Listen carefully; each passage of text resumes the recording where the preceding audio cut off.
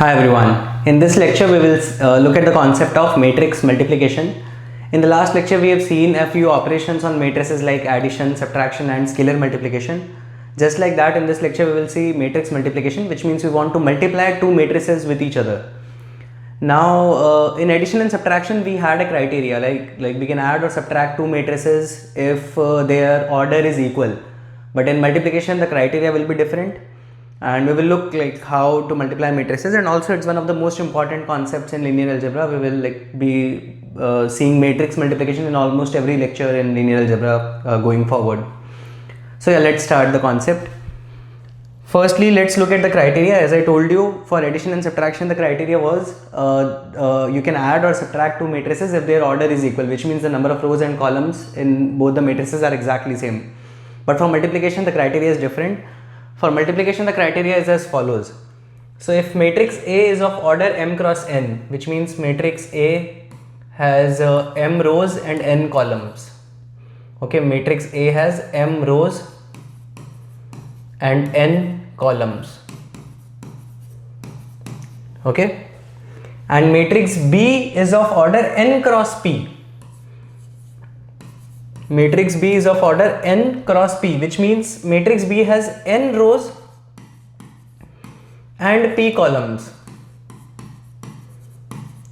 Then you can multiply matrix A and matrix B. What does this mean?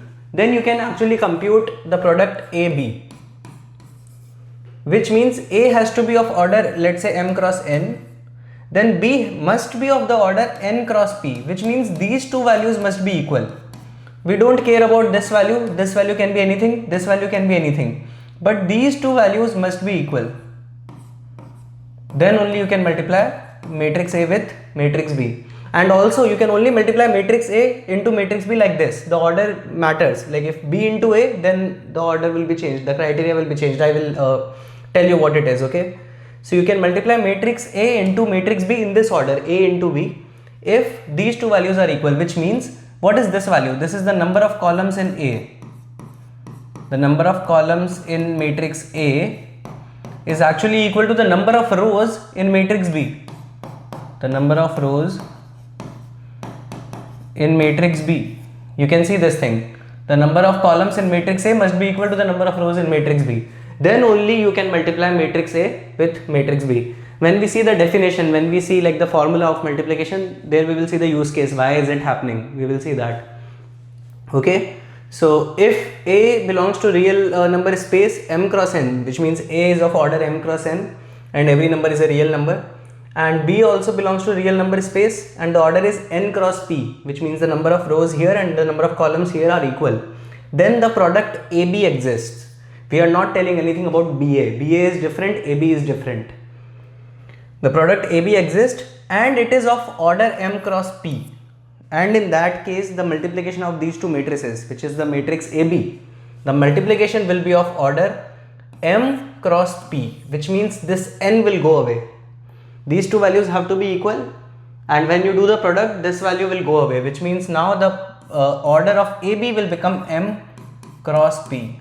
It will be another matrix of order m cross p. It will have m rows and p columns. Okay, so this is how multiplication works, and the criteria is column count of A must be equal to the row count of B. Okay, that's what we have seen here. The column count of A must be equal to the row count of matrix B. Then only we will be able to multiply matrices A and B. So let's see some examples on this criteria, like just the criteria. When can you multiply two matrices?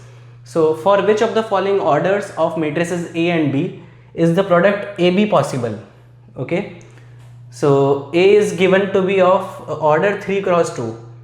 A is given to be of order 3 cross 2 and B is given to be of order 2 cross 5. So is the product AB possible here?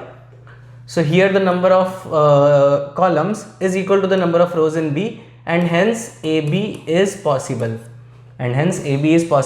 But let us see, is BA possible also? For BA what will happen? B is of order 2 cross 5 and A is of the order 3 cross 2, and these two values are not equal, and hence BA is not possible. You cannot multiply B with A, you can multiply A with B. AB is possible, BA is not possible here. Okay, So that's there in the first example. In the second example, here this value 3 is not equal to this value 2, and hence AB is not possible. You cannot multiply these two matrices. But now let us see, is BA possible? For BA, B is 5 cross 2 and A is 2 cross 3. So here these two values are equal. B is 2 cross 5 again. Okay, yeah. So matrix B is of order 2 cross 5 and A is of the order 2 cross 3. And here also these two values are not equal, and hence BA is also not possible. Here AB is not possible and BA also is not possible. Now let's look at the next example. A is of the order 5 cross 1. A is 5 cross 1 and B is 1 cross 5. B is 1 cross 5, which means A has 5 rows and 1 column. So this is a column matrix. This is a column matrix. We have seen this in the last lecture, what column matrix is. It contains exactly one column, and that is why it is a column matrix. And B is a row matrix because it contains only one row. Okay, so A is a column matrix and B is a row matrix, and you can always multiply a column matrix with a row matrix, but not the other way around. Okay, we will see this. So here this value is equal to this value, right? 1 is equal to 1, and hence AB is possible. In this case, AB is possible. Actually, in this case, if you see about BA, BA is also possible. Why? Because matrix B is 1 cross 5 and matrix A is 5 cross 1. Matrix B is 1 cross 5 and matrix A is 5 cross 1. And these two values are also equal. And hence BA is also possible. In this case, you can compute AB also and BA also. But their order might be different. So let us write the order as well in all these cases. So in the first case, what happened? AB was possible and BA was not possible. Okay. So firstly, let's finish AB and BA, and then we will write the order of these matrices if they are possible. So for the fourth example, A is 2 cross 2 and B is 3 cross 3. A is 2 cross 2 and B is 3 cross 3. So here these two values are not equal, and hence A into B is not possible. Okay, and coming to BA, BA also will not be possible. B is 3 cross 3 and A is 2 cross 2. So these two values are not equal, and hence BA also is not possible. Okay, cool. So this is the case. Now let us try to see what will be the order of the product if it is possible. So what we will do is, here in this case, since A into B is possible, why was it possible? Because the number of columns in A was equal to the number of rows in B, and hence the product AB will be of order 3 cross 5. This will be a matrix with 3 rows and 5 columns. Okay, A had 3 rows and 2 columns, B had 2 rows and 5 columns, AB will have 3 rows and 5 columns, and BA is anyways not possible, so let's leave it. Now here AB is not possible and BA is also not possible, so let's leave both of them. In example 3, 5 cross 1 and 1 cross 5. So the product AB will be what? Here this one is equal to this one, and hence AB will be of order 5 cross 5. It will be a 5 cross 5 matrix. It will be a 5 cross 5 matrix. Okay. And if you look at BA was here we have BA. Here this 5 is equal to this 5, and BA will be a 1 cross 1 matrix, a single value. A 1 cross 1 matrix is also called a singleton matrix. We will see this in the next lecture. Okay, so it will be a singleton matrix, a single value, 1 cross 1. Now coming to the next example, here AB is not possible and BA also is not possible. So we cannot compute the order of AB or BA. It is not even possible. So this is how you check that matrix multiplication is possible or not, and very obviously you can see here matrix multiplication is not commutative. It is not commutative. Why? What was the commutative property? Commutative property stated that let's say addition. We saw that addition is commutative, which means A plus B was equal to B plus A for any two matrices A and B. If they are addable, which means if the criteria satisfies, this was always holding true. But for multiplication you cannot say that AB is not equal to BA. You cannot say that AB and BA are equal. they might or might not be equal. Essentially the multiplication of matrices is not commutative. The reason is even their order might be different, right?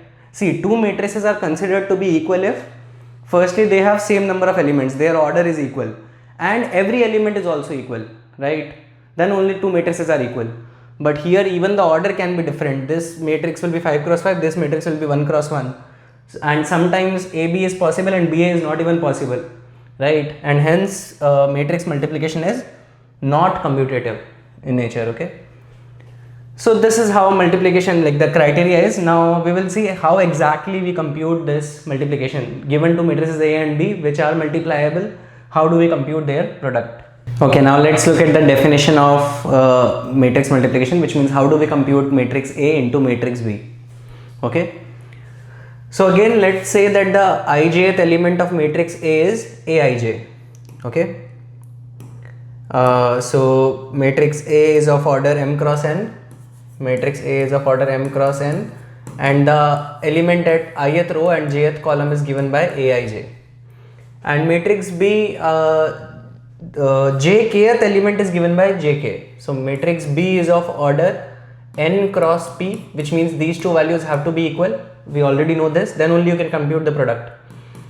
And here what they are trying to say is this is the element at ith row and jth column, and here bjk is the element at jth row and kth column. Okay, why we are doing this we will just know. Then the element Cik, of the product AB is given by this particular formula. Okay, this is a very long formula. Firstly let's take an example and compute the product, then we will try to understand what this formula is trying to say. Okay, so let's try to do this on this example. Okay, so matrix A is given as 1 cross 1 2 3 4 and matrix B is given as 1 3 minus 1 and 2. So matrix A is of order 2 cross 2 and it is given as 1 2 3 4, and matrix B is also of order 2 cross 2 and it is given as 1 3 minus 1 and 2. Okay, now let's see it step by step. It's very simple.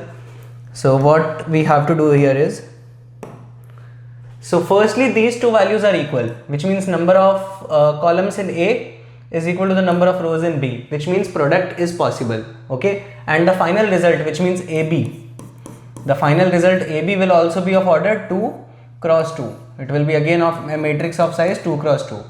So how will we compute it? It will be a matrix of size 2 cross 2, which means there will be 4 elements. Now let's try to compute its first element. Let's say the first element is C11. Okay, let's say the product is C. This is a matrix C and the first the element in the first row and first column is C11. C11 means if you are multiplying matrix A with matrix B, C11 means you will take the first row of A and the first column of B. You will take the first row of A and the first column of B, which means first row of A and first column of B. Okay, and you will multiply the elements element by element. So what you will do is you will do 1 into 1 plus 2 into minus 1. So C11 will be equal to 1 into 1 plus 2 into minus 1. Element by element you will multiply them. Now the beauty is this product will always be possible because the number of elements in this row will be equal to the number of elements in this column. Why? Because the number of elements in this row is equal to the number of columns in A. Observe that the number of elements in this row is equal to the number of columns in A, and similarly the number of elements in this column is equal to the number of rows in B, right? The number of elements in this column is also equal to the number of rows in B, the number of rows. And we know that the criteria for product is number of columns in A must be equal to the number of rows in B, and that is why this is the only case in which you can compute the product. If these two values are equal, you can compute the product element by element, 1 into 1 plus 2 into minus 1, always they will be equal. Okay, and hence you will be able to compute the product element by element. You will take the first element here, second element here, second element here, and you will just multiply them and add them all. Okay, so this number will be 1 into 1 minus 2, which means 1 minus 2, which is minus 1. Now let's say the element at the first row and second column of the product is C12. So C12 will be first row of A and second column of B. First row of A and second column of B, which means first row of A and second column of B. So 1 into 3 plus 2 into 2. 1 into 3 plus 2 into 2, which is 3 plus 4, which is 7. So this element will be 7. Now let's look at C21. C21 means the second row and first column. C21 means second row and first column of the product, which means we will take the second row of A and the first column of B. Second row of A and first column of B. Here again same thing will happen. You can multiply elements. You can element by element. So we will get 3 into 1 plus 4 into minus 1, which is 3 minus 4, which is minus 1. And now let's look at C22. C22 means this element, the element at second row and second column, which means we will take the second row of A and second column of B, which means this row and this column. So 3 into 3 plus 4 into 2, which means 9 plus 8, 17. So this element will be 17. So if you look at the final product became the product AB is the matrix, which means the first element is minus 1, 1 2 element is 7, 2 1 element is minus 1, and 2 2 element is 17. This is the product. This is the product AB. Okay. So this is how you compute the product of two matrices like this. Now let us try to see any general element. Okay, what we just did was, let's try to figure out how we actually calculated it. So let us say matrix A has m rows and n columns. So it is like, let's say this is row number 1, row number 2, and so on. We have m rows and one row, one column, two column. We have n columns in A, and any element, this is an element of A11, A12, and so on. This is an element A1n, this is A21, A22, this is A2n, and similarly let us say the element in ith row and jth column is given by Aij. Okay, this is ith row and jth column. Okay, and the last will be am1, am2, and so on, amn. This is a general matrix which I created, matrix A. And similarly matrix B is given by, let's say it has n rows and p columns. So it must have n rows 1 2 up till n, and it must have p columns 1 2 up till p. Okay, this element will be b11, b12, and so on, b1p, and it will have bn1, bn2 up till bnp. So what will happen? So if we have to compute the product, here product is possible. Firstly, the product is possible because the number of columns here is equal to the number of rows here, and hence product AB is possible. So product AB firstly will be an M cross P matrix. It will be an M cross P matrix. Okay. So it will have M rows and it will have P columns. Okay, it will have m rows and p columns. Now let's say I want to compute any general element of the product. So any general element of the product is, let's say, given by Cik, which means the element at ith row and kth column. Ith row and kth column. Okay, let's see that. So we want to compute the element at ith row and kth column, which means this element Cik. Any general element. This is a general element which I want to compute. Based on that I can compute any element, okay, by plugging the values of I and k, obviously. So Cik is what? Based on the last example, we will take the ith row of A and we will take the kth column of B, and we will multiply them element by element, and this element by element product and then adding is called the dot product as well.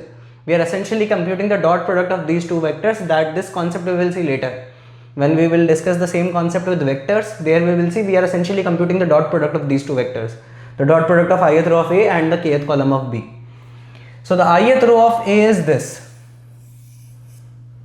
Okay, the ith row of A is this, and the kth column of B will be somewhere here. The kth column of B will be somewhere here. Let us say this is the kth column of B, and this is some jth row of A. So this element is BJK. Any general element here is BJK. Okay, so this is the kth column of B. So we will just have to multiply these elements element by element and then add. So essentially what we will do is we will take the first element here and we will multiply with the first element there. So the first element here will be AI1, element in the ith row and first column, right? AI1, this, and let me write all the elements here. This will be AI1, AI2 and so on, Aij, and last will be AIN. And similarly here the first element will be B1k, B2k and so on, BJK, and the last will be BNK, right, like this. So it will be AI1 into B1k plus AI2 into B2k and so on. And let's write a generic as well. We will multiply this element with this element, which means the element here in the jth column and the element here in jth row. So it will be Aij into BJK and so on. The last elements will be here AIN and here BNK. And that is why this n has to be equal to this n, which means the number of I think that thing is obvious. Okay, so this is how we compute any general element which sits in the ith row and kth column here. So this is a summation, right? We can write this thing, entire thing in a summation as well. We can write this entire thing in a summation as well. What we are doing is we are taking A, I, and we can take any general thing for this one. So let's take anything. Okay, let's take T, AIT, or let's see the formula, what's written there. In the formula we have in the summation J. Okay, let's write J. Okay, cool. So it will become Aij times BJK. Notice that we have Aij times BJK, Aij times BJK and so on, and J is going from 1 to n. J is going from 1 to n. This is what the any I kth element is. So the row number of A is fixed because we are taking the ith row of A, and the column number of B is fixed because we are taking the kth column of B, and that is why the row number of A is fixed as I and the column number of B is fixed as K if we are computing the element I kth element. So the row of A and the column of B will be fixed, and we will multiply the elements element by element. That's what we are saying here. Okay, so this is how we write the element in compact notation. If any general element Ij at Ij position in A is Aij, if any general element of B is Bjk, then any general element of Cik will be written like this. That's all. Okay, so don't get confused. If you don't understand the compact notation, that is okay.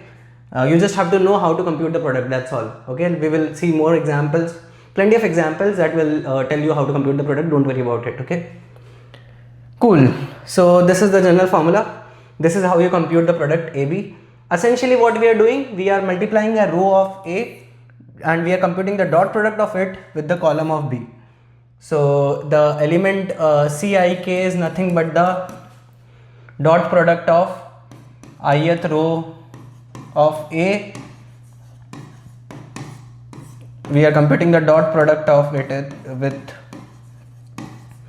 kth column of B. That's all. Okay, and this element by element product and addition is nothing but dot product. This is also called dot product. This thing we will see later in vector as well, how to compute the dot product. Okay, so this is how we multiply two matrices A and B. Now let's look at more examples of this particular concept. Here we have a matrix A containing 2 rows and 3 columns. 2 rows and 3 columns. Matrix B contains 3 rows and 2 columns. So this value is equal to this value, and hence matrix multiplication is possible, and the matrix multiplication will be of order 2 cross 2. It will be of order 2 cross 2. Cool. So it will be a matrix of size 2 into 2, which means 2 rows and 2 columns. Now what will be the element at first row and first column? Let's say it is the element C11, this is C12, this is C21, and this is C22. Then in the, and AB is, let's say, the matrix C. Okay, we call it the matrix. This is also a matrix, it is of order 2 cross 2. So C11 element will be what? It is multiplying element by element the first row of A and the first column of B. First row of A and the first column of B, which means 1 into 1 plus 0 into minus 3 plus 2 into 0, which means this value is 0, this value is 0, it will be 1. Similarly, C12 will be what? First row of A and second column of B. First row of A and second column of B, which means 1 into minus 5 plus 0 into 4 plus 2 into 2, which is minus 5 plus 4, which is minus 1. Okay, and similarly C21 will be what? C21, which means the second row of A, the second row of A and the first column of B, which means 3 into 1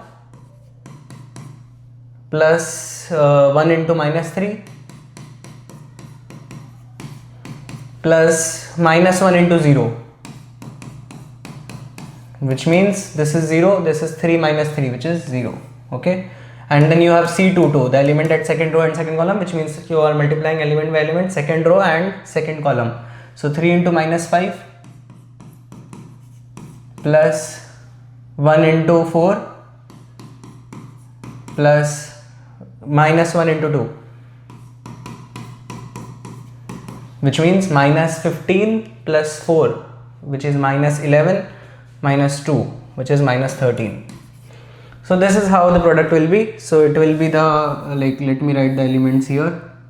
Okay, let's keep it this way for once. And now the final answer is C11 is 1, C12 is minus 1, C21 is 0, and C22 is minus 13. This will be the matrix AB. Now here in this case, if you take a look, matrix A is 2 cross 3 and matrix B is 3 cross 2. You can actually compute BA as well. So let's try to compute BA here in this example as well. So matrix A given was, let us try to compute BA as well. So the matrix A was 1 0 2 3 1 minus 1.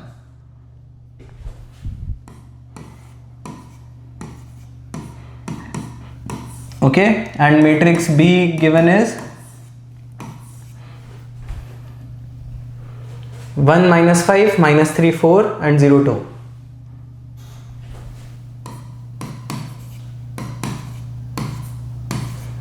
Okay, so if you want to compute the product BA, so matrix B is of order 3 cross 2 and matrix A is of order 2 cross 3. So BA also is possible because these two values are equal, and BA will be of order 3 cross 3. So BA will be of order 3 cross 3. It's a 3 cross 3 matrix. It will contain 3 rows and 3 columns, and the first value will be taking the first row here and the first column here, right?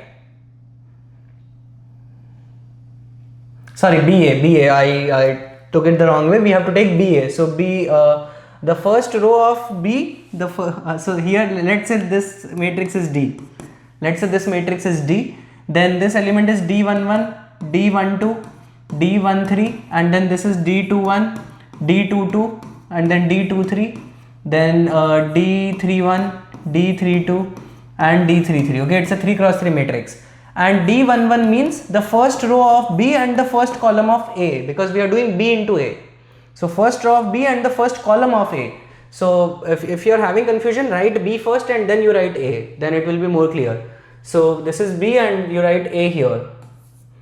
1 0 2 3 1 1 3 1 and minus 1. Okay, So you are taking the first row here and the first column here because you are doing B into A. So this is B and this is A. Okay. So 1 into 1 and minus 5 into 3. So it will be 1 into 1 and minus 5 into 3. So you can like write all of them like this. Let's try to directly write the values here. Okay, I'll just directly populate it. So it will be 1 into 1 plus minus 5 into 3, which means 1 minus 15, which is minus 14. And then the element at A12 will be the first row here and the second column here. So 1 into 0 minus 5 into 1, which is minus 5. Then you will have 1 into 2 minus 5 and like so plus 5. So 2 plus 5 is 7. Then you will have the second row, which means here you have second row and first column. So you will take the second row here and the first column here. So minus 3 plus 12, which is 9. Minus 3 plus 12 is 9. And then you will have minus 3, which means 0 plus 4, which is 4. Then you will have minus 6 minus 4, which is minus 10. Okay, and then this will be 0 plus 6, which is 6. Then you will have 0 plus 2, which is 2. Then you will have 0 minus 2, which is minus 2. So this is the 3 cross 3 matrix denoting B into A. This is the 3 cross 3 matrix denoting B into A. Okay, and again you can see matrix multiplication is not commutative. AB was a 2 cross 2 matrix here, which is this, and BA is a 3 cross 3 matrix, which is this. This is completely different. When you are multiplying B into A, notice you write B first and then A first, then it will clear, like it will be clear. The first element is just this row and this column, then this row and this column, and so on. You can just keep on going and keep on computing dot products. This is how you compute matrix multiplication. Okay, you compute A into B or B into A if it is possible. Sometimes a multiplication is not even possible given the order of matrices. Cool. Okay, so we already have calculated in this matrix, we have calculated B into A. You can just write fill the answer. B into A is minus 4 minus 5 7, minus 14 minus 5 7.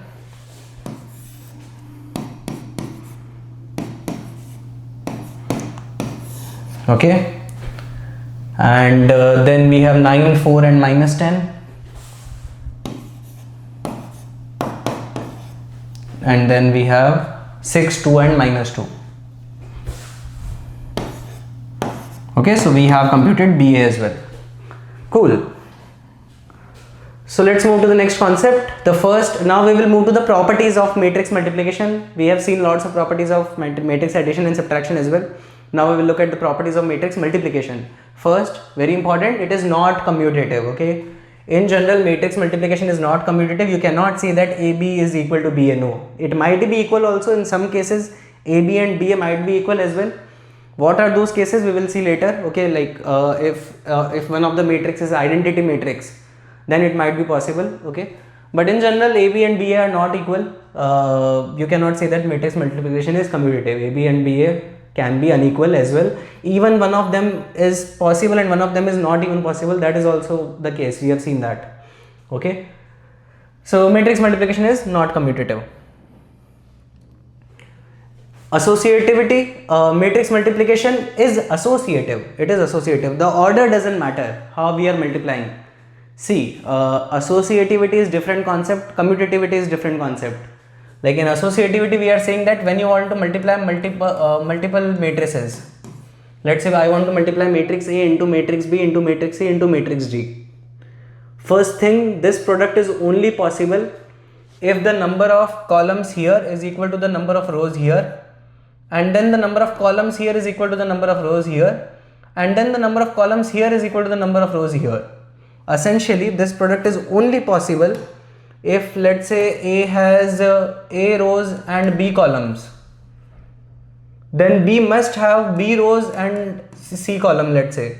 Then C must have C rows and D columns, and then D must have D rows and E columns, which means this value has to be equal to this value. Then only you can multiply A and B. Then you can this value has to be equal to this value. Then only you can multiply B and C.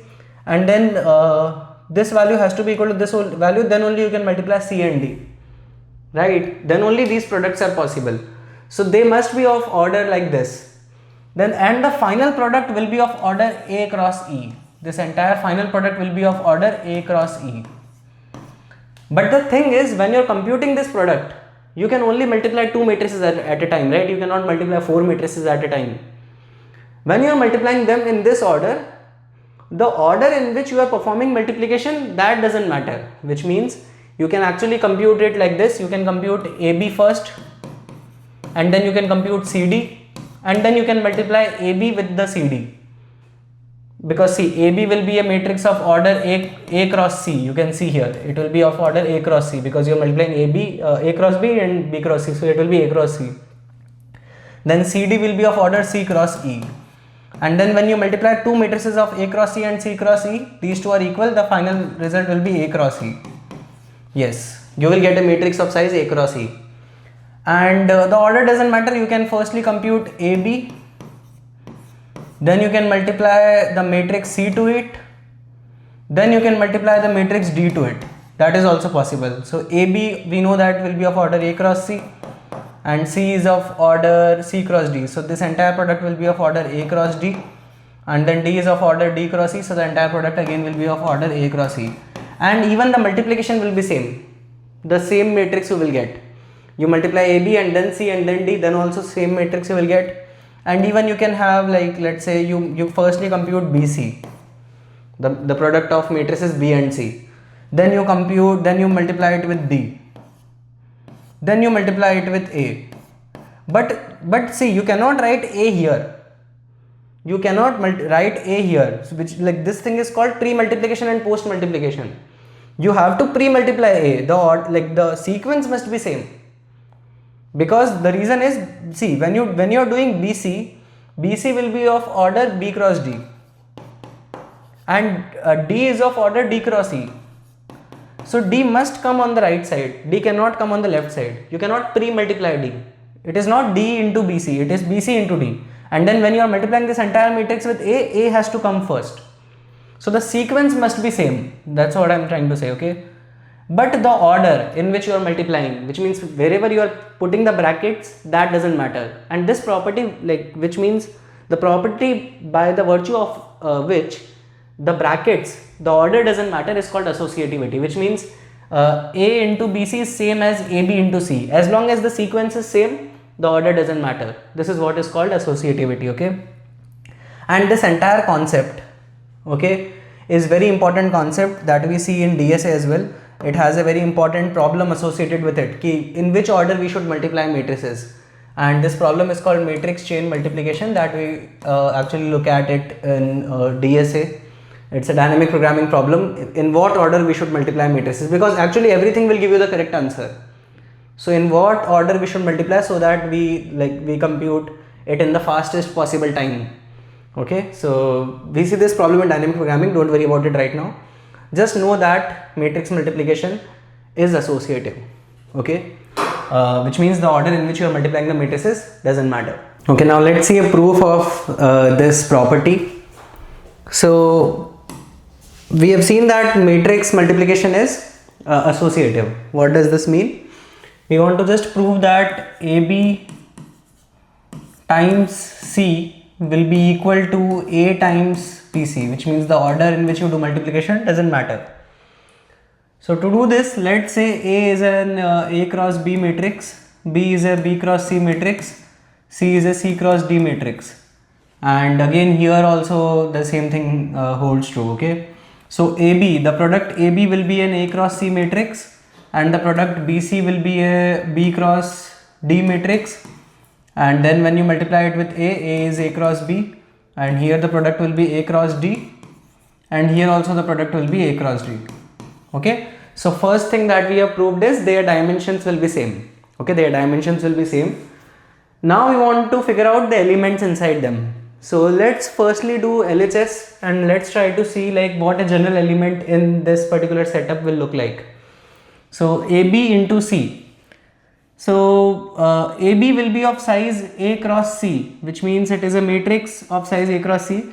Let's say any particular element in A looks like Aij, and any particular element in B looks like Ajk, right? Which means the element in ith row and jth column of A is Aij, and the element in jth row and kth column of B is Bjk, let's say Bjk. Okay, then in the product AB, the element in the product AB, the element in ith row and kth column will be what? We have already seen this. It is nothing but summation.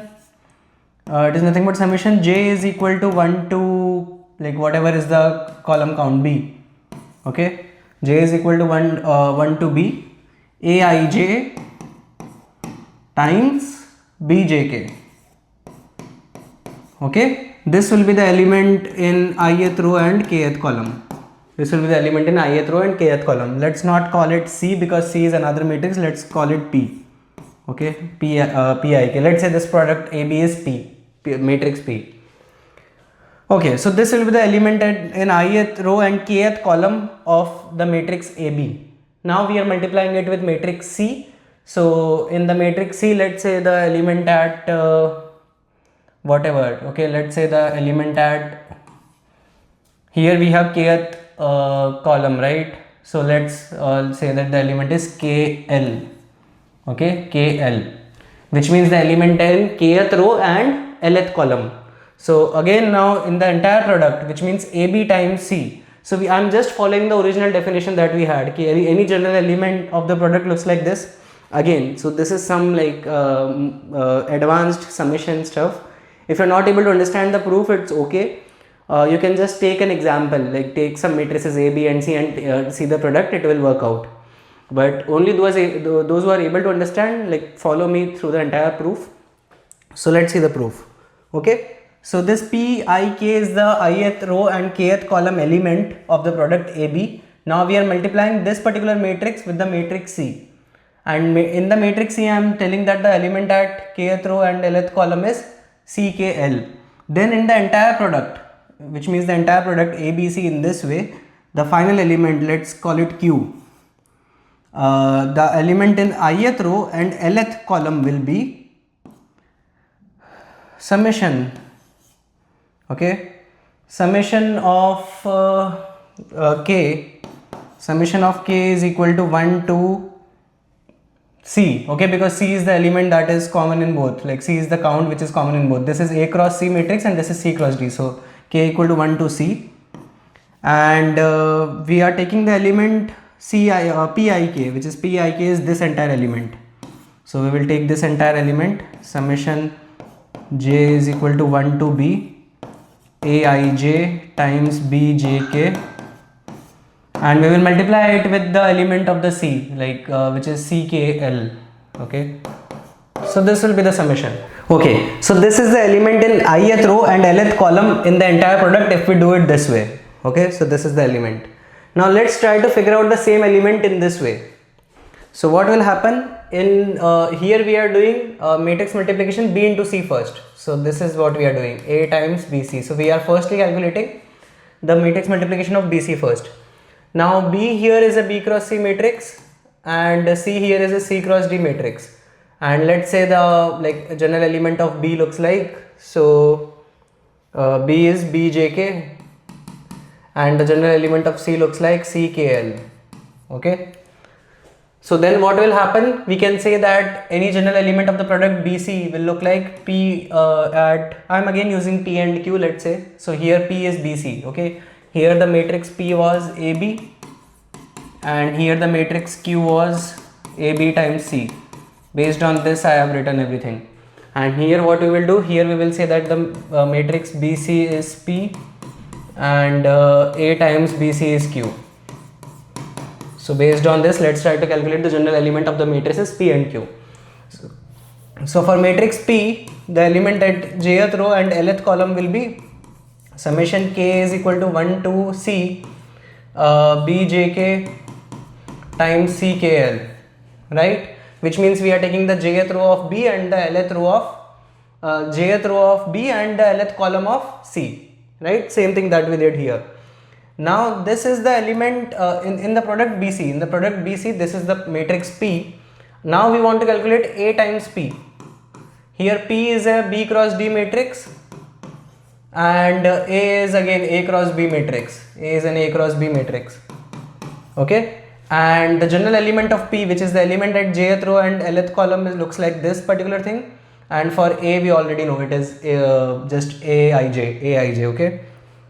So now in this product, which is Q, this is the product Q, okay. So in Q, the element at ith row and lth column will look like, so here any general element looks like Aij, and here the element looks like this Pjl, right. So it will be summation j is equal to 1 to b, okay, because b is the common thing, and you will have Aij times Pjl, okay. Now Pjl is something that we already know, okay. So okay, so we can just write it, we can just substitute this value. So summation j is equal to 1 to b, Aij will remain as it is, and Pjl is this entire sum, summation k is equal to 1 to c bjk times ckl, okay. So this is the Pjlth term. Now here you can notice these two things are equal. How? Because here Aij, this element is independent of the summation. In the summation we have k is going from 1 to c, but Aij does not contain k. So I can take a inside. And then this will become summation j is equal to 1 to b, summation k is equal to 1 to c, Aij times bjk times ckl. This is the general element of Q. And similarly here also we can take the c inside the summation, because this summation is on j and j is not involved in c.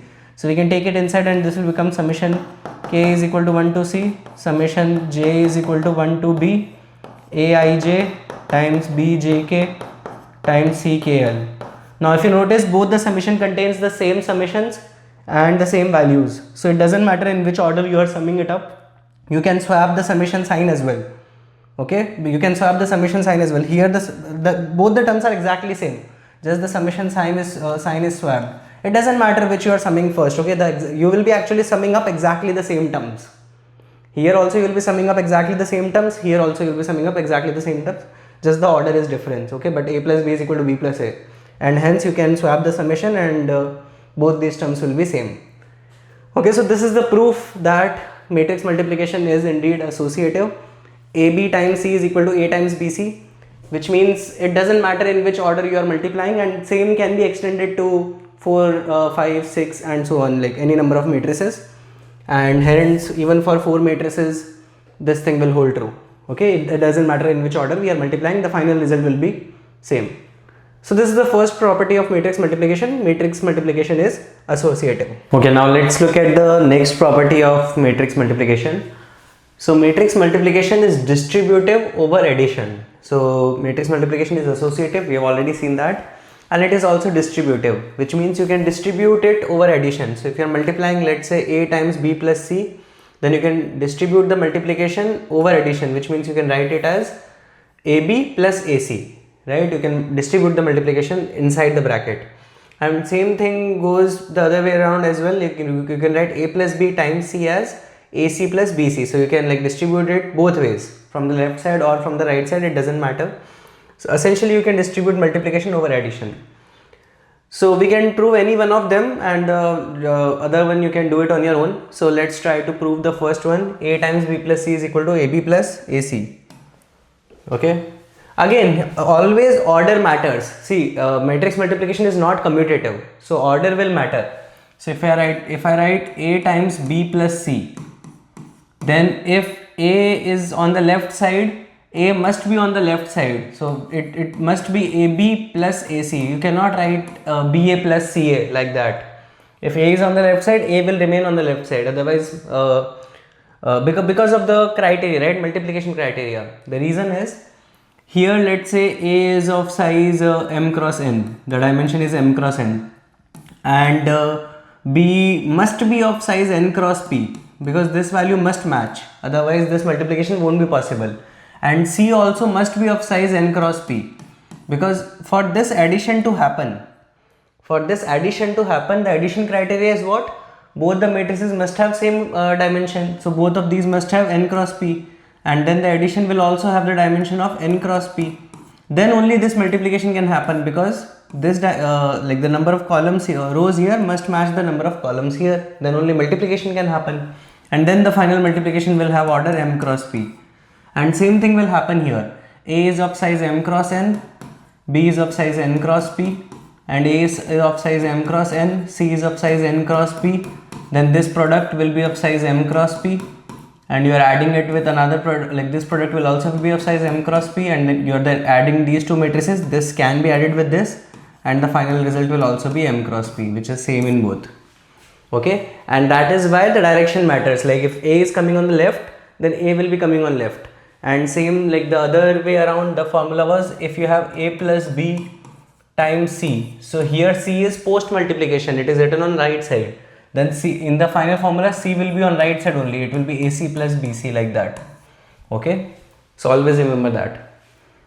Now if you want to prove this one, it should not be difficult. So on the left side we have A times B plus C. So let us say that any general term of B is let's say any general term of A is Aij, and any general term of B is Bjk, and any general term of C is Cjk. Then we know that the any general term of B plus C will become what? It will just become Bjk plus Cjk, right? For B plus C, let's call B plus C as something. Let's say B plus C is T.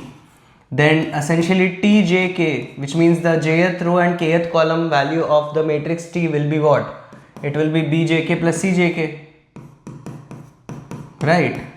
So the jkth term of this matrix B plus C is Bjk plus Cjk.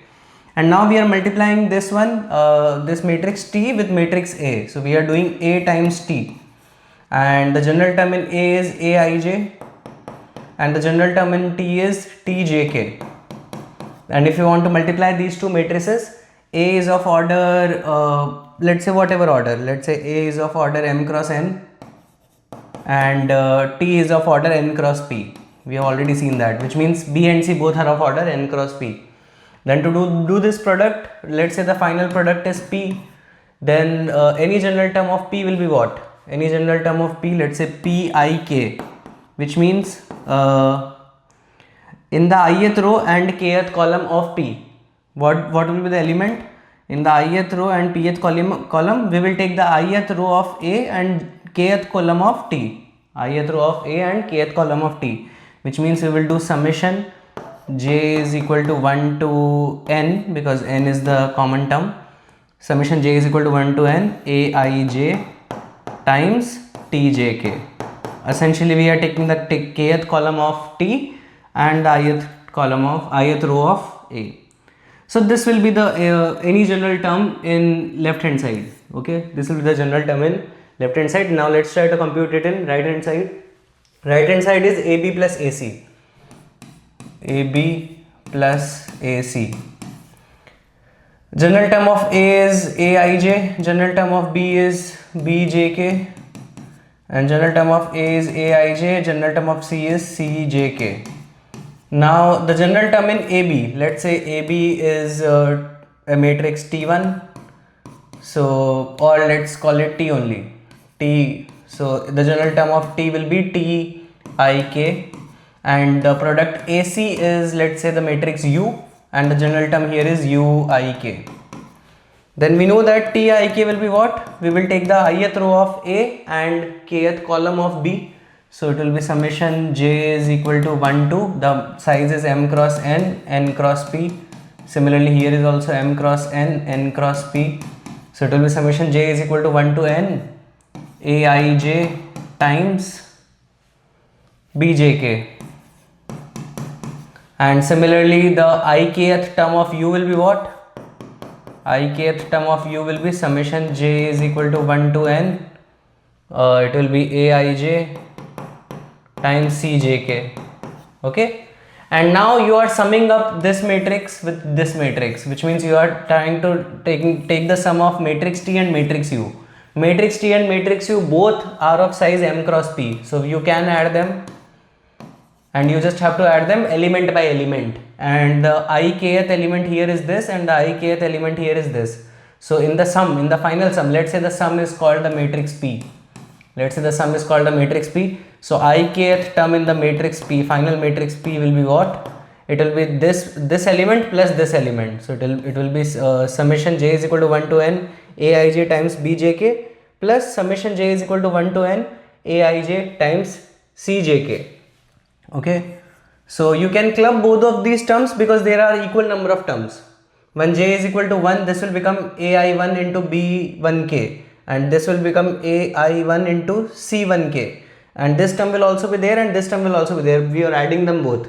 So inside the summation you can just have a single summation because both the sums are going from j is equal to 1 to n, and hence we can have a single summation here, and we can write aij times this plus aij times this. So you can take aij common and it will become bjk plus cjk. Okay, which is essentially this term. This and this are equal because tjk was actually bjk plus cjk, and hence these two terms are exactly same. So any general term in left hand side and right hand side are same. Again, so this is like a generic proof of the theorems that I'm giving you, of the properties that I'm giving you. You don't need to remember these proofs. Okay, in the exams these proofs are not very important. If you know the proof, then you'll get the feeling like how are things happening, and you can prove other things as well, because in exam some other properties might be given and you need to verify which of these are true. So having a habit of calculating the general term in product might help you there. But even if you don't understand the proofs completely, it's completely okay. You just need to remember like what properties hold. So in multiplication, commutativity doesn't hold, but associativity and distributive over addition, over addition holds for multiplication of matrices. Okay, so just remember that. Cool. So this was a proof, and similarly you can try to prove this one as well, or you can do it as homework. So like it will be a similar kind of proof. Okay. Cool. So what we got is matrix multiplication is distributive over addition. These two properties will hold for matrices. Okay, but again their order must be match, they must fulfill the criteria. Cool. Now moving on, the next property we have identity matrix. So in matrix multiplication also we have the identity element. So if you multiply any matrix with the identity matrix, or which means A into I, or if you do I into A, then you will get the same matrix again. Now again the identity matrix cannot be of any order, right? So if matrix A is of size m cross n, if matrix A is of size m cross n, and we know that identity matrix is always a square matrix. Identity matrix is always a square matrix, and it is also a diagonal matrix also. It is a scalar matrix also, which means all the diagonal elements are 1 and all the non-diagonal elements are 0. So it is a square matrix, and we know that the number of rows here, the number of columns here must be equal to the number of rows here if you have this multiplication possible. If you have this multiplication possible, then this must be equal to this, and hence AI is only possible if you are taking an identity matrix of size n cross n. And if you compute this product, you will get A again, you will get A back. This is what the property is. You multiply any matrix by identity matrix, you will get the same matrix back. And you can see that like at least the order you can see, because the order will again be m cross n. Okay, you will get the same matrix A which is of size m cross n back.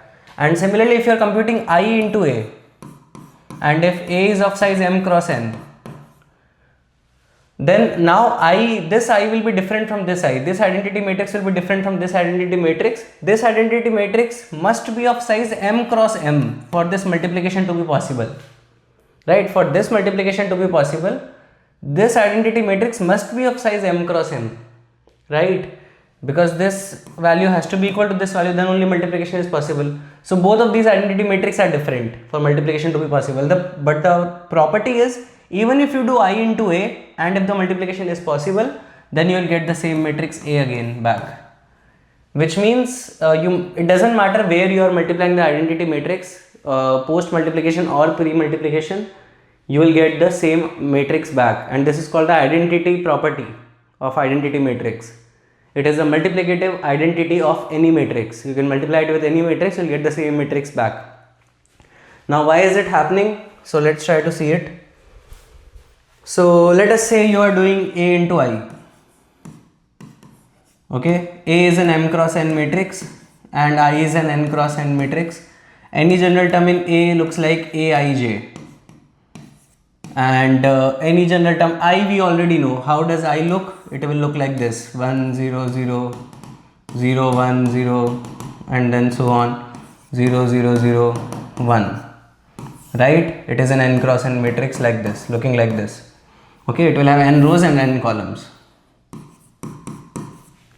So if you are multiplying this by this, what will happen? Let's try to write A as well. Let me write A completely. So it will have m rows and it will have n columns.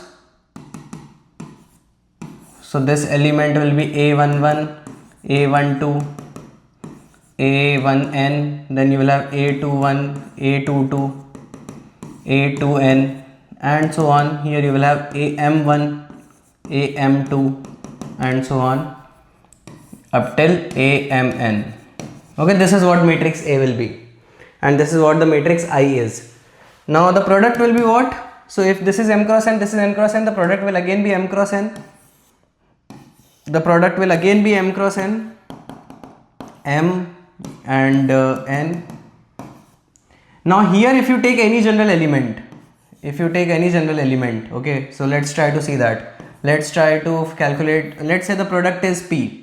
I don't know, for now let's say the product is p and any general element is pik. Okay, here the any general element is aij, and let's say here any general, actually here you can actually compute any general element. Okay, we know that for an identity element what happens. Let's say the identity element is denoted by capital I, the matrix is denoted by capital I, but any general element here is denoted by, let's say, bjk, right? This is what we generally use for the second matrix, bjk. Then we know that bjk will be 1 if j and k are equal, right? And it will be 0 if j and k are not equal. This is what identity matrix is.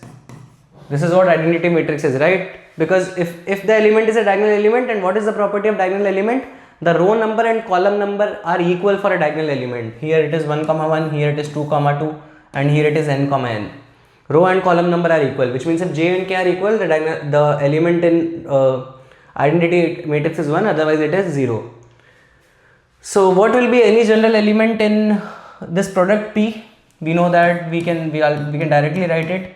It will be just summation over j from 1 to n aij times bjk.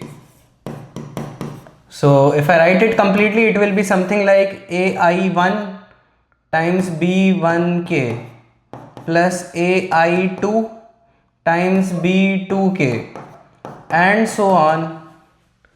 The last term will be ain times bnk. Essentially what we are doing, we are taking the ith row here.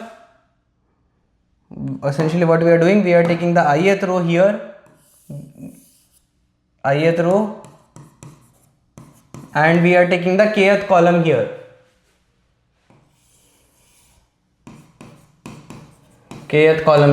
And j goes from like to all the rows, okay, to all the columns here and all the rows here. This is what we are doing.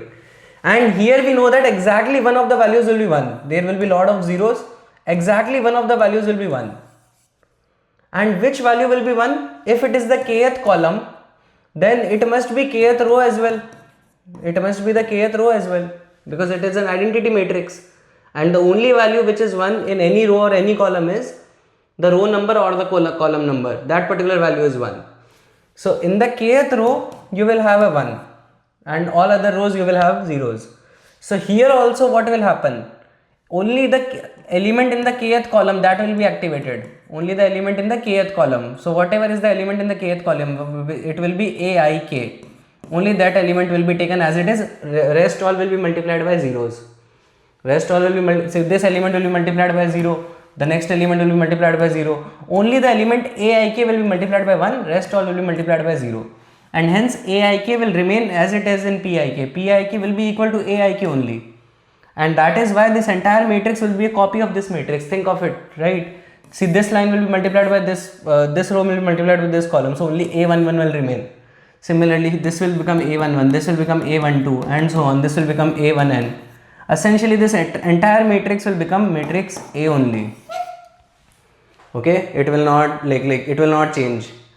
And yep, that's why. So you can you can look at this thing as well. What is B1? We can complete the proof here as well. So what is A11 into B1k? See, all these values will be 0. Only the value which is 1 is if j and k are equal. So only one of these values, say this will be 0, this will be 0.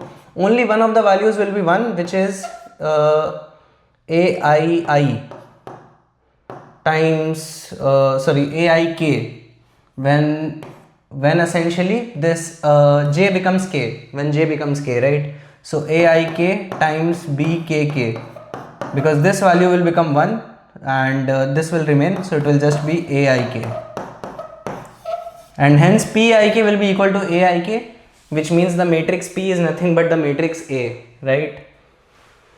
Cool. And hence AI is equal to AI is equal to A. You get the same matrix back. And same thing you can prove for IA as well. Again, consider this as homework. Same way you can prove that IA will also be equal to A. Take I as an M cross M matrix and A as an M cross N matrix. So this product will again be M cross N matrix, and it will also be equal to the same matrix A. You'll get the same matrix back. So this is what the identity matrix does. If you need an example, we can take an example as well, like just to give you a feeling. Let's say 3 1 2 minus 1 2 5, and if I multiply it with an identity matrix, this is a 2 cross 3 matrix. So identity matrix must be 3 cross 3 for the multiplication to be possible. So you will have 1 0 0 0 1 0 and then 0 0 1. This is the identity matrix 3 cross 3. So these two values are equal, and hence the product will also be 2 cross 3. The final product will be 2 cross 3 only. So here you will have 3 1 2 multiplied by this column. So 3 into 1 plus 0 plus 0. So you will get 3 back. Then here you will have this column, this row and this column. So you will just have 1. Then you will have this row and this column. So only 2 will be present. Then you will have this row and this column. So minus 1 only will be present. Then you will have this row and this column. So only 2 will be present. And then here only 5 will be present. So you'll get A back. Okay, this was matrix A. This was I. Now if I do I into A, what will happen? A is like the same matrix 3 1 2 minus 1 2 5, and then here this is a 2 cross 3 matrix. So identity matrix, which I have to write in the left side for multiplication to be possible, must be a 2 cross 2 matrix. It must be a 2 cross 2 matrix because these two values have to be equal. So it will be this matrix. This is the identity matrix of size 2 cross 2, and if you perform this multiplication, again the final result will be 2 cross 3. Again the final result will be 2 cross 3. So here you will have this row and this column. So 1 into 3, 3 will remain. Then you will have this row and this column. So here 3, 1 and 2, these values will remain because these values will be multiplied by 0. Then you will have 0 into 3 plus 1 into minus 1. So minus 1, 2 and 5. Okay, you can perform the multiplication. Again you will get the same matrix back. Just remember that the size of the identity matrix must be such that the multiplication is possible. It fulfills the multiplication criteria. You will get the same matrix back. This is what the identity element does. This is what the identity matrix does in multiplication of matrices. Okay. And the next property is pretty simple. Zero matrix. If you multiply any matrix with zero matrix, you will always get the zero matrix back. Okay. So here also you need to take care of size. If A is of size M cross N, then you cannot take any zero matrix. It must be a zero matrix of size N cross P. Okay, like actually these two values must be equal, but whatever you do, whatever zero matrix you take, the final matrix will always be a zero matrix only. It will be a zero matrix of size M cross P. And similarly, like basically the multiplication should be possible. It doesn't matter what size zero matrix you are taking. And similarly, if you are taking a zero matrix times a matrix A, so if matrix A is of size M cross N, then this matrix must be of size P cross M, something like this.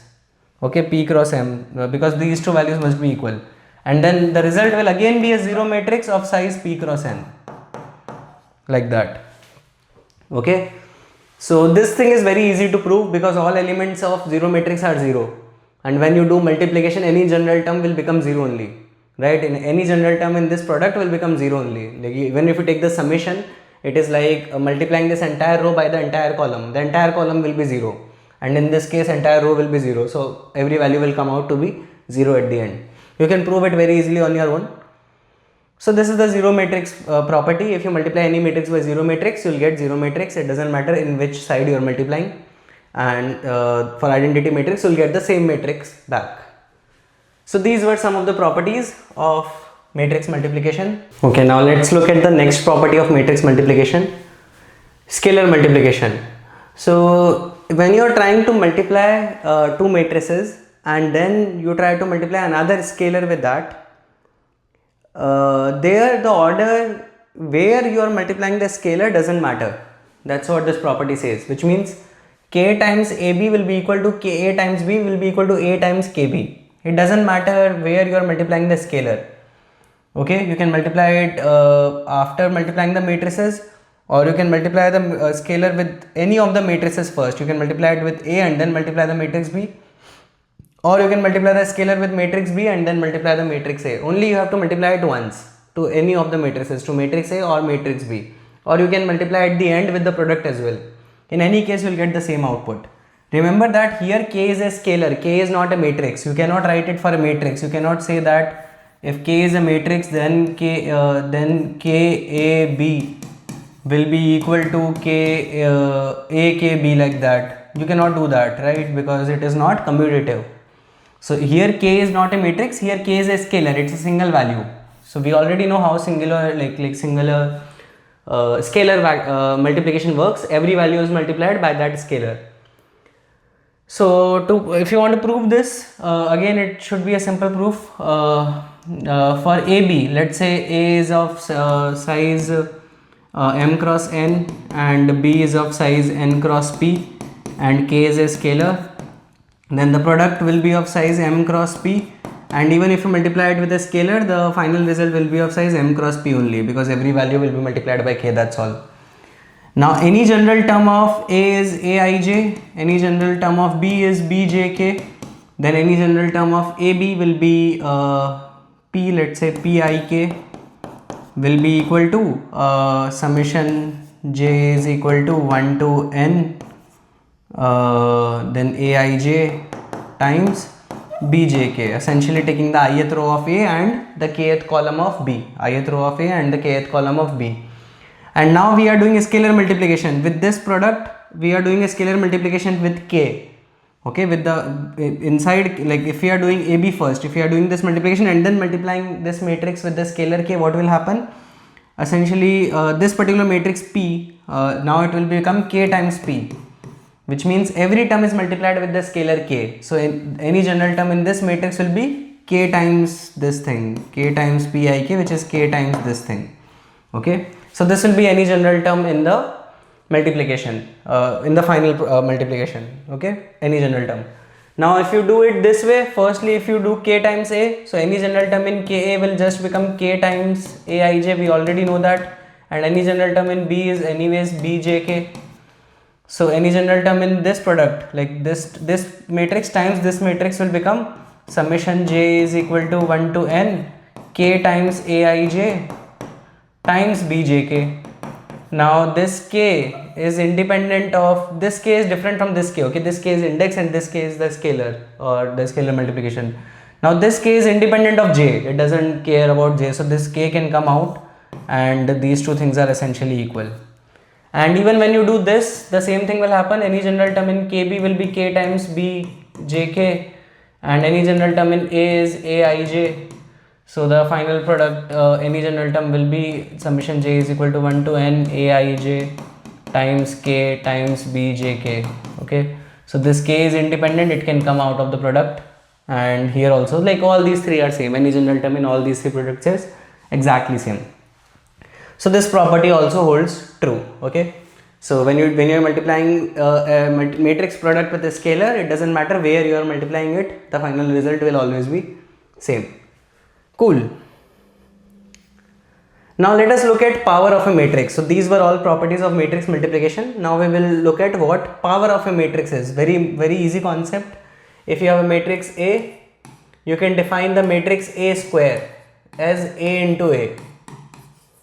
Now A into A is not always possible, okay, because if A is of size m cross n, if A has a dimension of m cross n, then m cross n into m cross n is not possible, right? If this is only possible if n and m are equal, only possible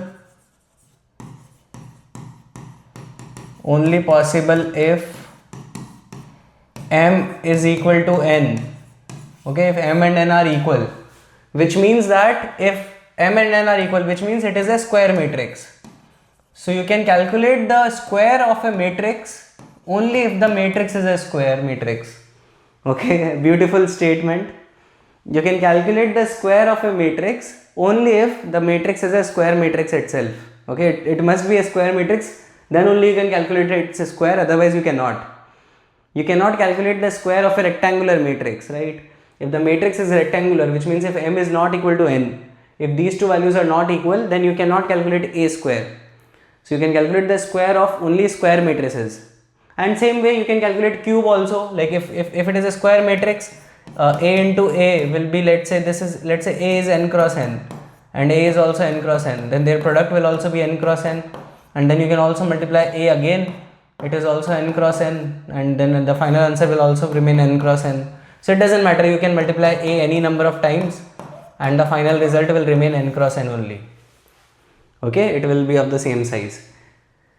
So you can calculate, essentially you can calculate powers of a matrix only if it is a square matrix. You can calculate powers of square matrices only. For rectangular matrices you cannot calculate a square, a cube, a to the power 4, anything. For square matrices you can. Okay. So a matrix power is defined only for square matrices. We have seen this, and definition is very simple. A to the power n is a times a times a times a n times, and we have already seen associativity. It doesn't matter which a's you are multiplying first. You can multiply them in any order, right? And this property of associativity also gives us another problem. Okay, we have already seen one competitive programming problem or DSA problem before, which was matrix chain multiplication. Here there is another problem which is called fast exponentiation. Okay, we will see this again in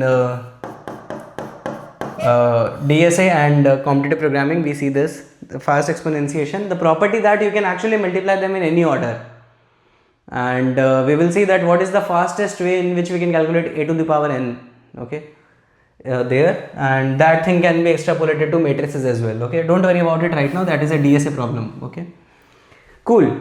So essentially they can be multiplied in any order, which means you can let's say if you want to calculate a to the power 3, you can, or a to the power 4, you can calculate a square and then another a square, and then you can multiply these two, you will get the same answer because associative, right? It is associative. Or you can calculate a square and then multiply a to it and then multiply another a to it. Okay, then also you will get the same answer. It doesn't matter, but this is what a to the power n is. Okay, so if you want, let's take an example. Let's say a is a matrix. Let's say a is a square matrix of size, firstly let's take a single element. Let's say a is a square matrix with a single element 3. Then what will be a square? A square will be 3 and another matrix 3. So it is a 1 cross 1 matrix. It is also a 1 cross 1 matrix, and the final result will also be a 1 cross 1 matrix. It is like taking this row and this column. So 3 into 3 is 9. And if you take a cube, it will become 9 times 3, 27, and so on. Okay, this is what will happen. Now if you take, let's say 2 cross 2 matrix, let's say we take 1, minus 1, 0 and 2. Okay, here in this case a square will be what? 1 minus 1 0 2 times 1 minus 1 0 2. Okay, and this here the product will be 1 times 0, which is 1. Here you will have minus 1 times minus 1 plus minus 2, which is minus 3. Then you will have 0 plus 0, 0 plus 0, which is 0. Then you will have 0 plus 4, 4. Okay, this is what will be a square. And similarly, now if you want to calculate a cube, you can just multiply a square. You can just multiply a square with a. You can do it pre-multiplication or post-multiplication, it doesn't matter, you will get the same answer. Okay, so you can multiply a here. A was what? A was 1 minus 1, 0, 2. You can multiply a to the right side or to the left side. It will not matter. Let's check it.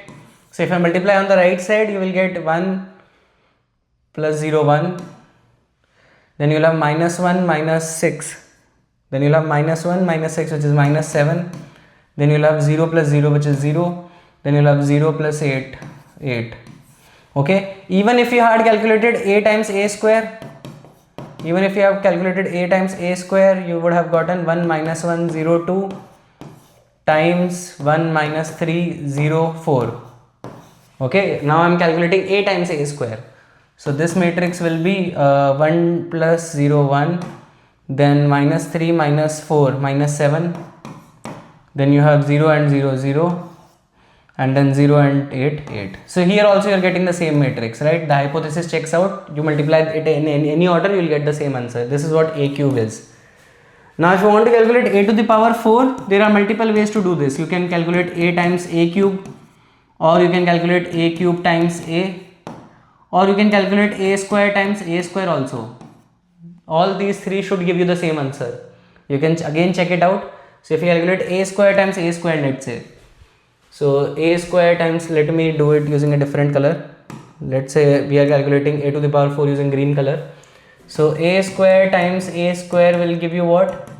It is 1 minus 3, 0, 4 times 1 minus 3, 0, 4. Okay, we have just written the same matrix 2 times, and here a to the power 4 will become 1 plus 0, 1, then minus 3 minus 4, minus 3 minus 12 is minus 15.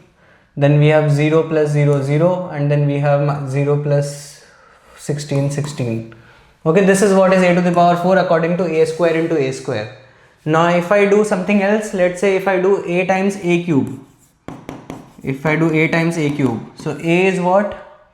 A is this matrix 1 minus 1, 0, 2 times a cube. A cube matrix is this one, 1 minus 7, 0, 8. Yes, 1 minus 7, 0, 8. Okay, this is a cube. So if we do this multiplication, we will get 1 plus 0, 1, minus 7 minus 8 minus 15, then 0 plus 0, 0, then 0 plus 16, 16. So we got the same matrix.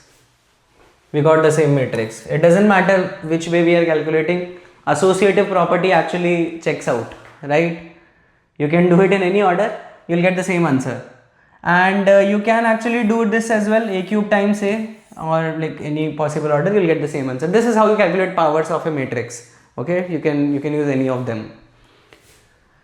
So this is how you calculate powers of a square matrix, and here we cannot see any particular pattern. If this was a 2 cross 2 matrix, its square was something, and its cube was something. Okay, like there is not much to do here. Okay, but the powers of matrix are very important. Okay, like we will see this concept later, and in machine learning, like in real world problems, PageRank is a very beautiful algorithm, right, which Google uses for ranking its search results. And there also, like, this is it is entirely based on matrix multiplication. If you see, like we will do this. Okay, powers of a matrix. So yeah, it's very important concept. We will like in the linear algebra course going forward, we will see this concept again and again. So where can you generalize this? Like for a general matrix A, you cannot just directly calculate it. You need to calculate it. You need to do all the hard work. But it seems that if the matrix A is a diagonal matrix, then your problems can be simplified a little bit. So the idea is, if the matrix is a diagonal matrix means it only contains elements on the diagonal, on the primary diagonal. So only non-zero elements in a diagonal matrix can be present on the primary diagonal. All the elements except the primary diagonal must be 0. We know that, right? This is what a diagonal matrix is. So the idea is, if you have a diagonal matrix of size n cross n, this is a diagonal matrix of size n cross n, and the diagonal elements are given as d1, d2 and dn, and we know that all non-diagonal elements have to be 0 only. So D is given as a matrix here, which d1, okay, this element is d1, this element is d2 and so on, this element is dn. So diagonal matrix is always a square, we know that. So here it is an n cross n matrix, it is a square matrix, and diagonal elements are given and all other elements I have to be 0. In a diagonal element, diagonal matrix, all other elements have to be 0 only. Right, this is what the matrix is. Then for this matrix, they are saying that the powers are like easily defined, which means if you want to calculate the power k for this matrix, it is also an n cross n matrix, and it is a very easy matrix. Like it will look like d1 to the power k, d2 to the power k, and so on, dn to the power k, and all other elements will be 0. So this will also be a diagonal matrix. It will also be a diagonal matrix, and you just have to take the same power of the diagonal elements. Beautiful, right? So if D is a diagonal matrix with diagonal elements as d1, d2 till dn, then d to the power k, which means d to the power k is what? D times d times d times d k times. Then d to the power k will be another diagonal matrix with elements, diagonal elements as d1 to the power k, d to the power k, and dn to the power k. This is what they are trying to say. So firstly, let's see a mathematical proof. So proof. So we will try to prove it using a very beautiful mathematical rule called mathematical induction.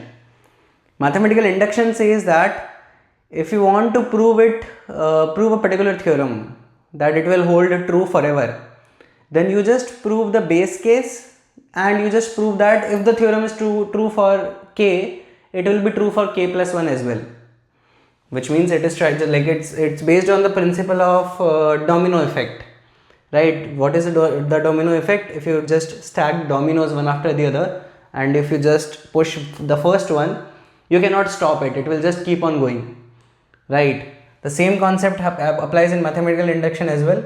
So we want to prove, what do we want to prove? If D is a diagonal matrix, if D is a diagonal matrix with any elements d1, d2, dn, which means it is a diagonal matrix of size n cross n, and the elements are like this, and we want to prove that d to the power k will also be an n cross n matrix with the diagonal elements d1 to the power k, d2 to the power k, and so on, dn to the power k. This is what we want to prove. So mathematical induction says that you just prove two things. One is the base case. You just prove that D, because we have to prove it for any general k. We are saying that this will be true for any k greater than or equal to 1. Any value of k greater than or equal to 1, I want to prove it. So mathematical induction says that you just prove it for k equal to 1. K equal to 1 is very simple, right? D to the power 1 is what? D to the power 1 is D only. It is D only, so it will be just diagonal matrix with elements d1, d2 up till dn, which is the same diagonal matrix essentially. So which is also diagonal matrix d1 to the power 1, d2 to the power 1, dn to the power 1, which had to be proven. So for n equal to 1, it's pretty straightforward.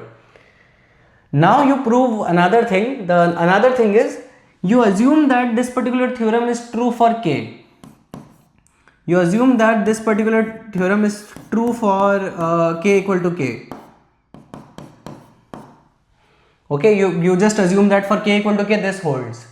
Now you prove that it will hold for k plus 1 as well. Now you prove that it will hold for k equal to k plus 1 as well. If you can prove that, then you have essentially proved for all k's. Why? Because you have already proved for k equal to 1. And if you have proved this statement, it means that if for 1 it is true, for 2 also it will be true. Because of this statement, if for k equal to it is true, for k plus 1 it has to be true. Which means if it is true for 1, it will be true for 2, then similarly for 3, for 4, for 5, for every value of k it will be true. This is what mathematical induction says. Okay, so that's a different mathematics concept which we can use here. So let us assume that this theorem is true for k equal to k, which means d to the power k has to be this. Then now we have to prove that for k equal to k plus 1 also this will hold. So what will happen for k equal to k plus 1? We will calculate d to the power k plus 1, which is what? Which is nothing but d times d to the power k, which is nothing but d times d to the power k. So what is d and what is d to the power k? So d to the power k plus 1 is d times d to the power k, and D is nothing but a diagonal matrix with elements d1, d2, dn, and d to the power k is nothing but a diagonal matrix because we already assumed that for k the theorem is true. We assumed that for k the theorem is true, which means that d to the power k must be a diagonal matrix with elements d1 to the power k, d2 to the power k, and so on, dn to the power k. So we just need to compute the product of these two matrices. So this is a matrix like this, d1, d2, dn, and all other elements are zeros. There are 100 different ways in which I can prove this. Let me just draw the diagram, then you can very easily see, okay? Like that's the most easiest way. Let me just draw the matrices, okay? I can prove it using the general element as well, but that will be complex, okay, unnecessarily complex. Let's just draw the matrices and you will be able to see. This is also an n cross n matrix, d1 to the power k, d2 to the power k, and so on, dn to the power k. This is what this matrix will be, right? So we are multiplying these two matrices. So the final matrix, this is n cross n, this is n cross n, these two are same, multiplication is possible. The final answer will also be n cross n. The final answer will also be n cross n. And what will be the first element?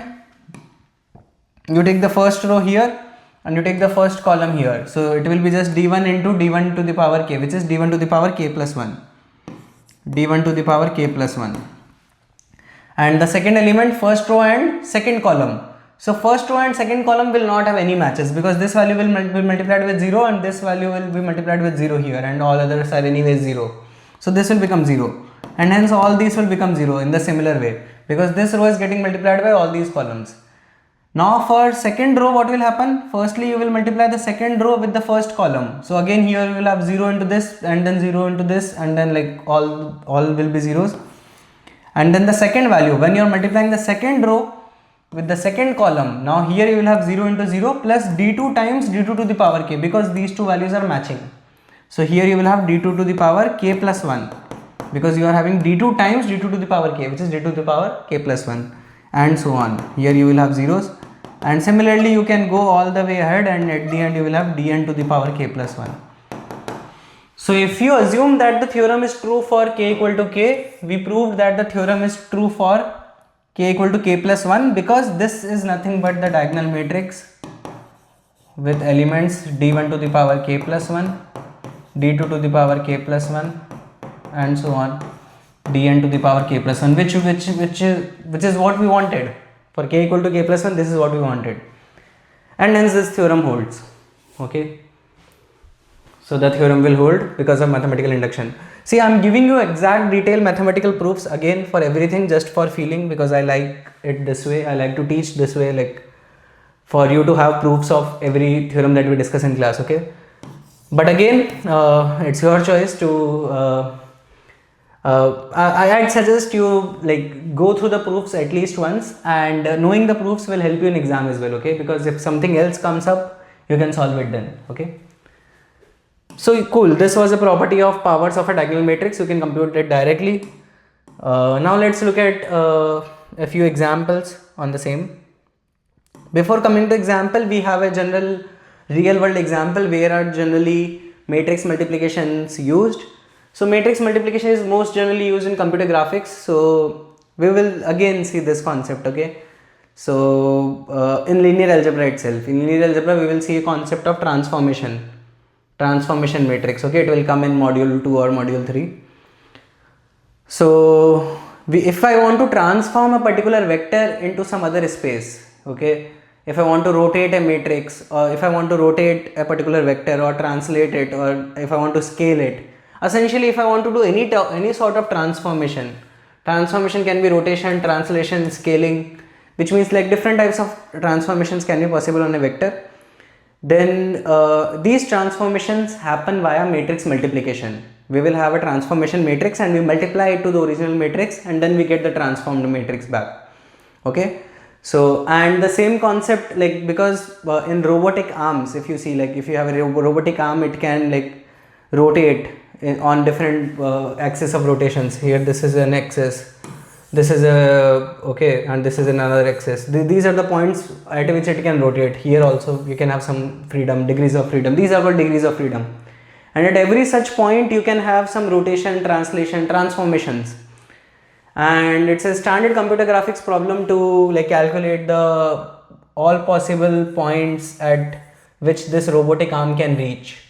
Okay, this robotic arm can reach a certain particular sphere or semi-sphere, and you can calculate all those things using matrix multiplication. Okay, it's very good, like it's a very interesting topic to learn itself, like computer graphics, robotics itself. Okay, so like transformation matrices and matrix multiplication is used in all sorts of things like that. Okay, now let's look at the first question on matrix multiplication. Here we are given matrix A, which is of order 1 cross 3, and matrix B, which is of order 3 cross 1, and we have to compute the matrix AB and BA. So okay, let's see. Cool. So matrix A is given as a 1 cross 3 matrix. Okay, 1 row and 3 columns, and matrix B is given as a 3 cross 1 matrix. So if I multiply AB, what will happen? The product will be 1 cross 1 matrix. So it will be just 1 cross 1 matrix with a single element, and that particular element will be this entire row multiplied by this entire column, element by element. So 2 into 1, 2, and then minus 1 into 4 is minus 4, and then 3 into minus 2 is minus 6. So it will be 2 minus 10, which is minus 8. So single element minus 8 will be present. And this is what AB will be. AB will be a 1 cross 1 matrix. It is a 1 cross 1 matrix containing a single element.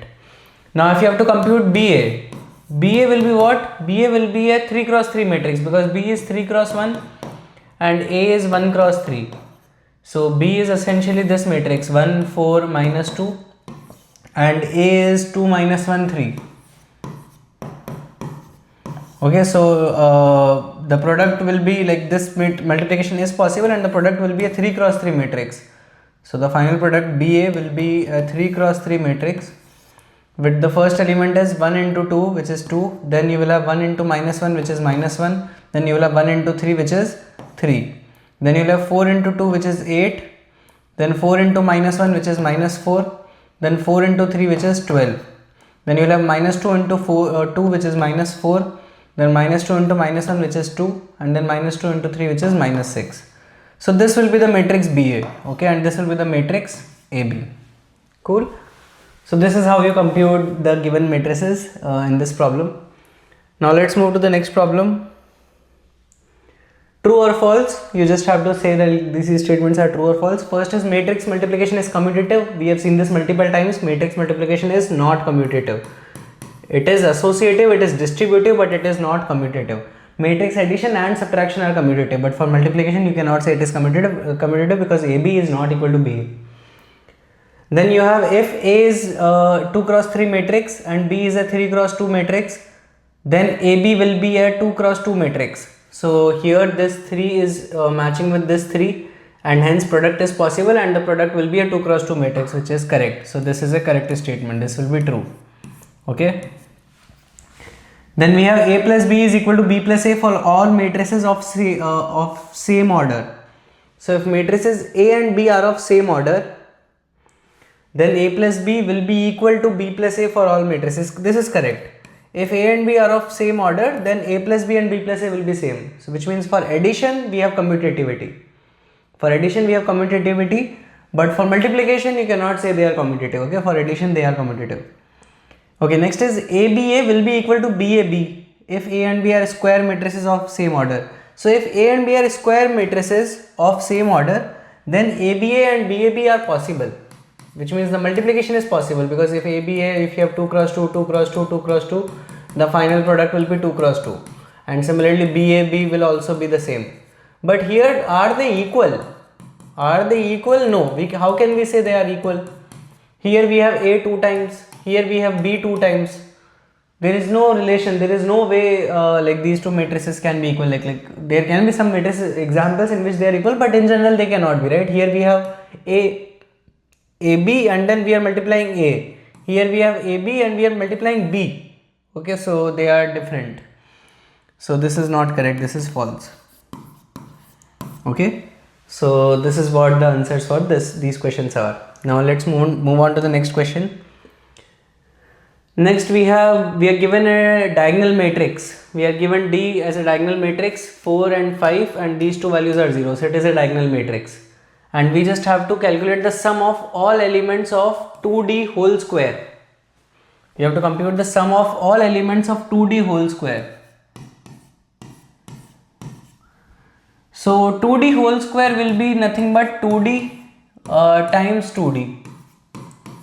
And based on the property of scalar multiplication, we can write it as 4 times D square, which is 4 times D into D, which is 4D square. Right, because we can take this 2 out and this 2 also out, and then it will become 4 times D square. Because of the property of scalar multiplication, you can do it in any order. So we can do it at last as well. And now since D is a diagonal matrix, D square is very easy to calculate. D square will just be like square of all the elements, which means square of the diagonal elements, which means 16, and then this will be 25, and these two will be 0. And hence 4D square will be just 4 times these elements, which means 16 into 4, which is 64. This will be 0, this will be 0, and then 25 into 4 will be 100. So this is what 4D square will be, and this is what 2D whole square will be. And you need to calculate the sum of all elements. So sum of all elements means 64 plus 0 plus 0 plus 100, and hence the sum of all elements is 164. Okay. So this is how you can solve it. We use two properties here. One is the scalar multiplication property, and then if we have a diagonal matrix, we can calculate its square, cube, anything by just taking powers of the diagonal elements. And based on that, we can compute the sum of all elements here in 2D square. Okay. So this is how we can solve this problem. So that's all about matrix multiplication. Now in the next lecture we will see some special type of matrices and the concept of transpose of a matrix. Again, very important, very powerful concept coming to matrix multiplication. So yep, like thanks for watching this lecture. Matrix multiplication will also be very helpful later, and the transpose of a matrix, and we will see different types of matrices like symmetric, skew symmetric matrix, and so on. Okay. So yeah, thanks for watching this lecture, and let's meet in the next lecture. Bye bye.